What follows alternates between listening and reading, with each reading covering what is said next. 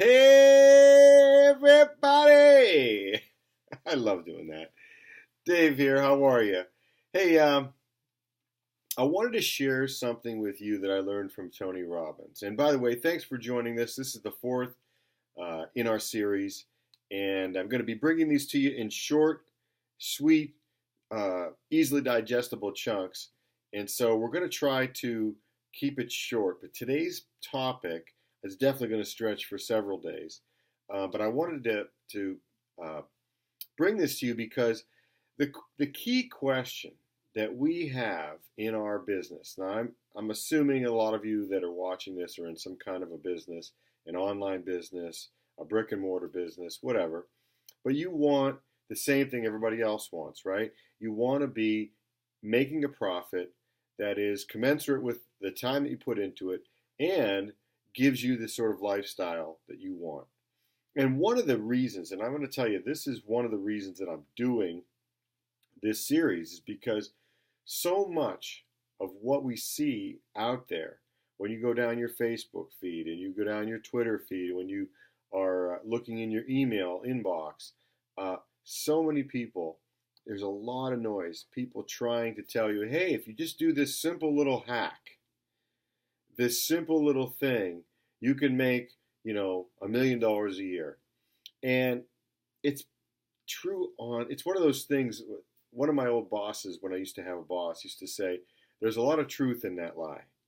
And this definitely falls in that category, that there's a lot of truth in that lie. Sure, if you have a lot of other things in place, right, then a simple innovation, a simple change in strategy, in technique, could make you over the hump.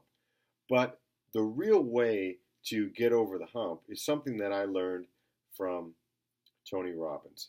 And Tony Robbins talked about this brilliantly. And if you want to innovate, if you're in a position in your business right now where you want to take it to the next level, well, you want to innovate what is going on. You want to take what's going on and you want to change it, morph it, make it something that it's not right now. So maybe you want to make more profit from the existing customers that you have. Maybe you want more customers and you need a way to get more customers. Or maybe you want a whole different group of customers because the ones that you have are not getting you to the goal line. So what you have to do in order to accomplish that is innovate. And what Tony Robbins said, and I thought this was absolutely brilliant, and I've watched this so many times, I can't tell you, I can probably recite the thing. But he talks about innovation in terms of the quality of the question that you ask is the quality of the answer that you're going to get. And most of us are not asking the right question. Let me repeat that again. The quality of the question determines the quality of the answer. So if we're sitting there and we're saying to ourselves, I want to gain more customers, okay? That's probably the wrong question, okay? Why? Because it's the same question that everyone else asks. And if you are asking the same question that everyone else asks, you are going to be behind the curve, okay? The real question is not how do I get more customers? The real question is how do I dominate the space that I'm in? How do I innovate the way we're doing this in such a way that we dominate the space that we're in, that we change the rules, right?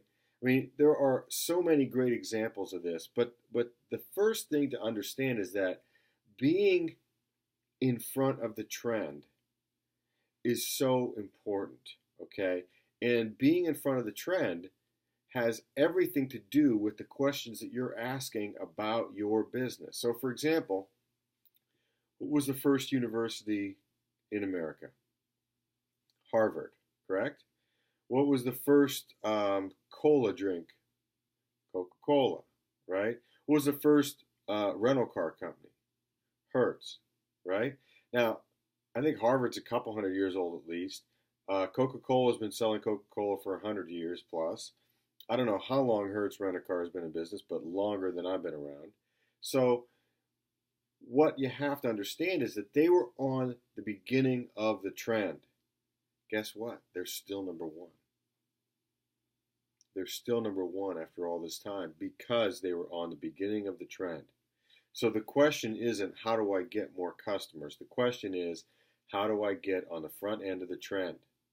Okay? That leads you to the quality of the next question, which is what is the trend? Okay? If we're going to sit in, this is why I'm doing these videos. And I had a conversation with one of the people that is on my team, and they said, hey, I've got this great software where you could charge people to hear you speak, charge people for these sorts of trainings. And I looked at it and I thought about it. We're all here to make money. I mean, there's no crime in that. But what I really came down to was the fact that the reason that I'm doing this in the format that I'm doing it in is specifically so that I'm not pitching you on anything. I want this to be a safe space, right? So if you're marketing an MLM, if you're marketing another business opportunity, this is a place that you can come and we can discuss things. And your comments and your subscriptions to my YouTube channel and your interaction with me is so important in really taking this to the next level. But one of the things that led me to this was asking the question, how do I get ahead of this trend? What's the trend? Well, the trend is everybody and their brother is talking about the law of attraction. Everybody and their brother is talking about this simple technique that you can do for 5 minutes a day that will make you, it made me 200 grand a month or whatever the number is, okay? There is literally so much noise, so much baloney out there that I really felt inspired to try to change that, to try to do something that's different, okay? The reason is we are the problem, okay? We're the problem because you and I, we've been watching these videos and thinking if I just change this technique, if I just learn this technique, if I just tweak this, I'll go from, $0 or, $1,000 to $1 million. And there are stories where that happens, but they're few and far between. The real times when that happens, it doesn't happen because they tweak something. It happens because that tweak coincided with being on the front end of a trend. So what we have to do is try to change the paradigm of the way things are done.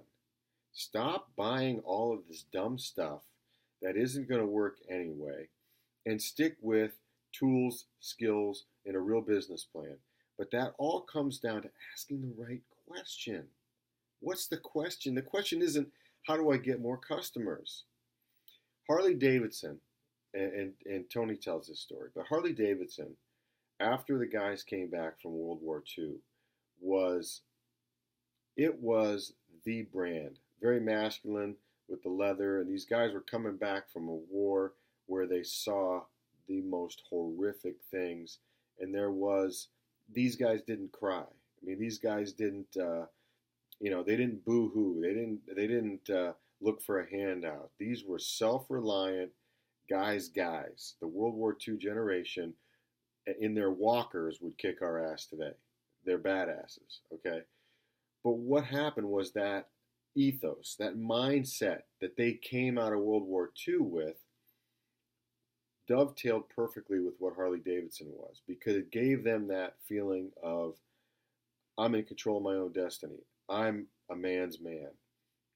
Hitting the throttle, listening to that motorcycle just explode with sound, going down the highway, wind in your face. I mean, all of those things were a part of what made Harley Davidson a household name, okay? And then later on, as that wore off, we had new generations that thought differently that came in. Harley Davidson almost failed. I mean, more than once, they almost bit the dust. Today, that's kind of hard to imagine because we look at Harley Davidson as this thing, right? Like, they're never going anywhere.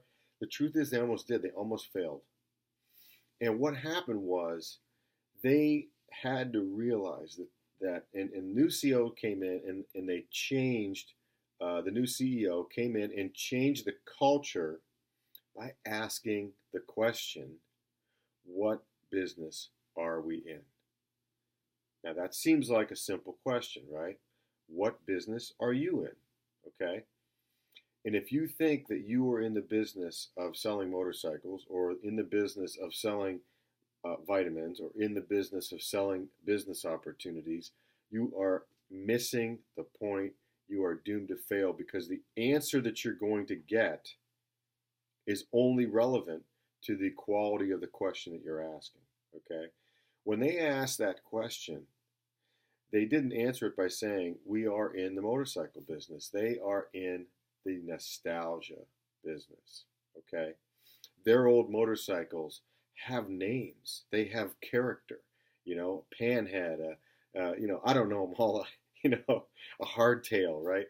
But the fact is, there was something in that, the freedom, the concept of being a guy's guy. All of those things were what they were really selling. And when they got back to selling that, Harley Davidson went from being on the canvas, almost TKO'd, right, to being what it is today, a household name again. And the customer base that they sold these to were not the same as the people that bought those bikes coming out of World War II. These were people that were looking at it from a nostalgic point of view. So they recreated that. So Harley Davidson is selling motorcycles to 38 to 55-year-olds, okay? They're not selling it to 20-year-olds, to 25-year-olds. Sure, some are buying them, but that mindset, that culture, once they figured out what they were really selling, it allowed them to innovate in a way that put them ahead of the curve. Okay? So in our business, we have to ask ourselves, what are we really selling? Are you selling a weight loss product, or are you selling feeling great because you lost weight? You see, if you look at that question and you really look at that question, you'll understand that if you're selling a weight loss product, right, or if you're selling a business opportunity, okay, you are not selling that business opportunity. You're not selling that weight loss product. What you're selling is the feeling that people get on the other side of it. So you're selling financial freedom. You're selling the great feeling of losing the weight that I put on when I had my kids. Okay? So there's a lot more to this we're going to get into in the next couple of episodes. So make sure that you are staying tuned. We won't be back until Monday. Excuse me. We won't be back until Monday. But make sure that you tune in because we are really going to dissect. And I'm going to show you some slides from the Tony Robbins event that are going to make this very clear for you. But remember, the thing to take from tonight's episode is the quality of your question equals the quality of the answer. Make sure you're asking the right questions. Make sure that you're not satisfied just saying I need to sell more, I need more customers, but try to innovate, try to be ahead of the curve. And if you can do that, the rewards will be way more than just a few more customers. So, this is Dave. Thank you so much for tuning in, and we will see you on the next episode. Make sure you are subscribing to my YouTube channel, checking out and subscribing to my blog, commenting, asking questions. And if you're interested in what I do, you can find out what I do and check it out there. But on my Twitter, on my Facebook, join me, okay? We're going to make this for us, this safe space. And I hope that I'm really serving you, and I hope that you're getting a lot out of it. So thanks again. This is Dave. I'm out.